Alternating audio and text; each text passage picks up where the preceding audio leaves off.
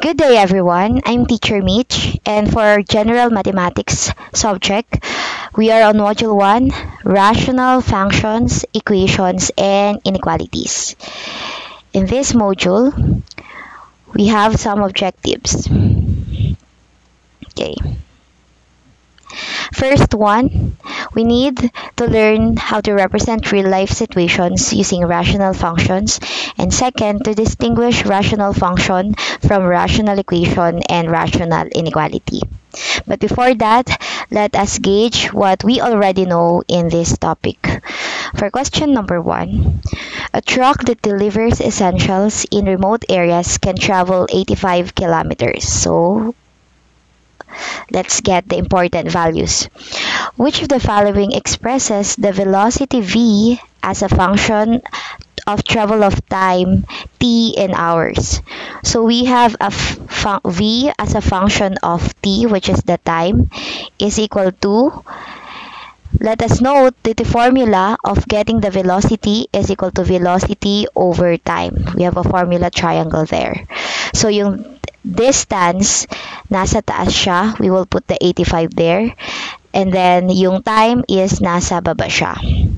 So, that is the function we're looking for, and that is letter A. Question number 2.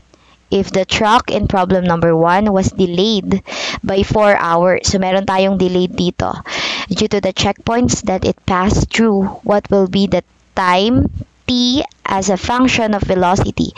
So, we will have t as a function of velocity. Ganito na yung una natin. So, let us go back to the formula. Yung triangle natin kanina, nandito si velocity, nandito si distance, tas nandito si time. If we are looking for time, we will cover it, this one. So, we are left with distance over velocity. Ang distance natin, same pa rin, 85. Tapos, over velocity. Plus, take note, meron tayong delayed na 4 hours.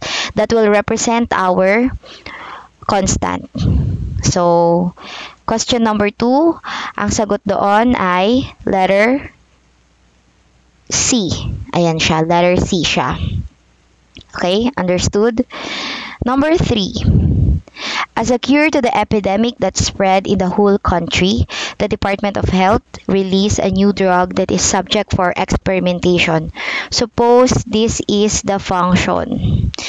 C of t is equal to 2t over t plus 2 in milligrams per ml represents the concentration of a drug in a patient's bloodstream in t hours.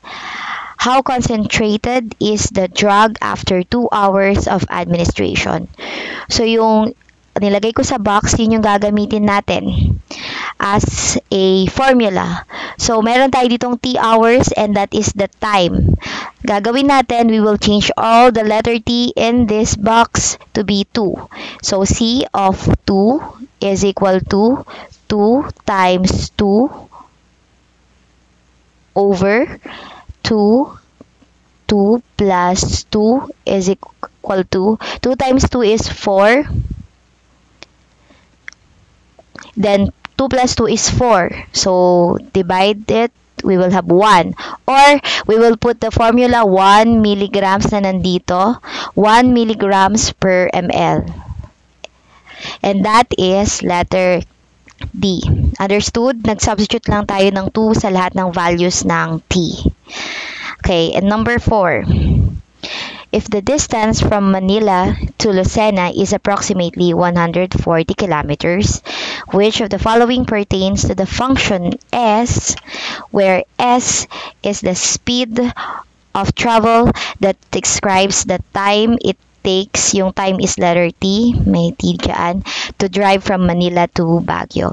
So, speed, ang formula ng speed is equal to distance over time. Same siya sa velocity, ang difference lang nila, yung velocity ay may direction. So, speed lang naman ang kinukuha natin dito. So, this will represent, kung gagawin natin siyang function, S as a function of time is equal to, ang distance natin ay 140 kilometers divided by time. So, that is letter C.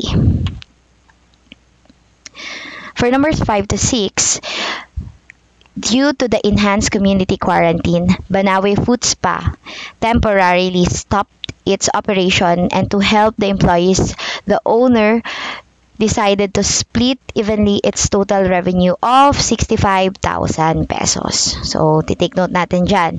If the number of employees is represented by X, which function represent the amount each receive? So, kung function of X to, ilalagay natin f of X is equal to, ilan ba yung magpaghahatian? Magkano ba yung revenue na 65,000? Sorry, isin lang natin to. Divided by, ilan yung employee? Yung employee, nagre-represent siya nung X. So, ibig sabihin, 65,000 divided by X. Yun ang marireceive ng bawat empleyado. So, that is letter C. Number 6, if the owner held a fundraising activity that aimed to help the employees and collected 5,000 pesos per employee, which of the following represents the total amount an employee will receive?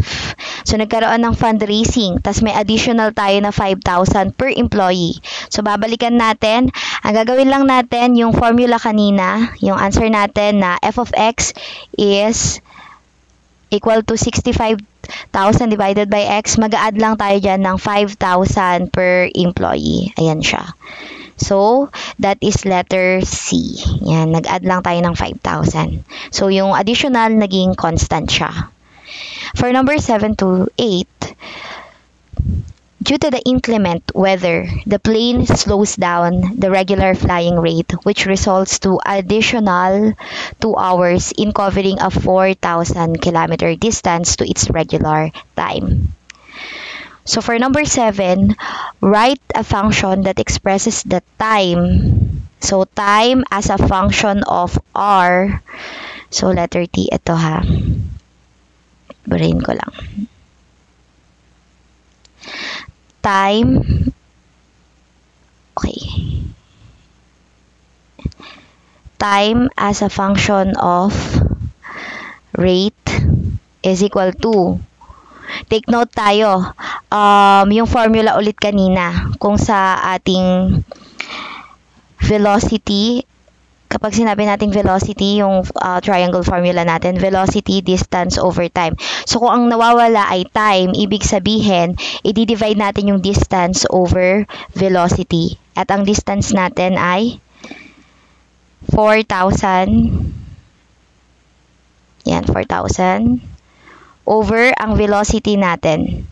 Or, in this case, yung velocity ay rate. Dinefine siya as a rate. Ayan siya, rate siya. So, eto ang hinahanap natin. So, T of R is equal to 4,000 divided by rate. Next, what function expresses the time as a function of rate due to inclement weather in traveling? So, may inclement weather, may bad weather tayo. So, nagkaroon dito ng additional 2 hours yung value kanina. So, yun lang, idadagdag lang natin yung T of R is equal to 4,000 over R plus 2 hours. Yun yung delayed. Kaya, that's letter A. Which of the following is a rational function in number 9? Take note, kapag sinabing rational function, pag-aaral natin mamaya, it's a quotient of 2 polynomials. So, letter A is not kasi wala namang polynomial or variable sa baba. So, it's not. Letter C is obviously not because of the inequality sign. So, it's not. So, letter D, hindi siya function because 12 ang kanyang counterpart or equivalent niya. That makes it an equation, not a function. So, the answer is letter B. Kasi we have a function of x that makikita natin to. Or, pwede rin siyang y is equal to 4x minus 10 over x minus 1. As you can see, meron tayong variable sa numerator at sa denominator. So, that is the rational function. Number 10. How will we classify y is equal to x squared minus 9 over x plus 3? So, it's very obvious. Kapag equation siya, dapat equivalent siya sa constant. So, hindi naman. Kapag inequality siya, dapat may inequality symbol. Ano ba yung inequality symbol? Meron tayong greater than, less than, greater than, equal to, less than, equal to. Dapat ganyan yung between them. Rational expression, ano lang siya? Expression lang siya. Wala siyang equality or inequality symbol. So, therefore, this one, meron tayong dependent variable, meron tayong set of polynomials dito. So, therefore, this is a rational function. 11. What symbol must be placed in the blank to make the sentence rational equation? Ayan yung rational equation. So, kapag ito ang nilagay mo, letter A, magiging rational function siya. Pareho din sa letter B kasi f of x equal lang siya sa y. Pareho lang yan. So, kapag ito namang letter C ang nilagay mo, magiging rational inequality siya because of this symbol. So, maglalagay tayo ng constant para maging equation siya. It's letter D. Number 12, which of the following is considered rational inequality? So, hanapin lang natin yung mga symbol na greater than, less than, greater than, equal to, less than, equal to.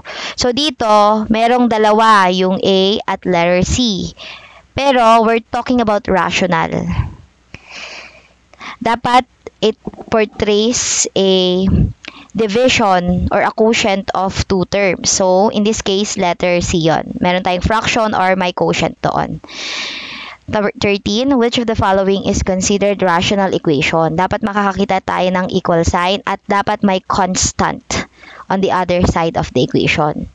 So, meron tayong pagpipilian na C or D.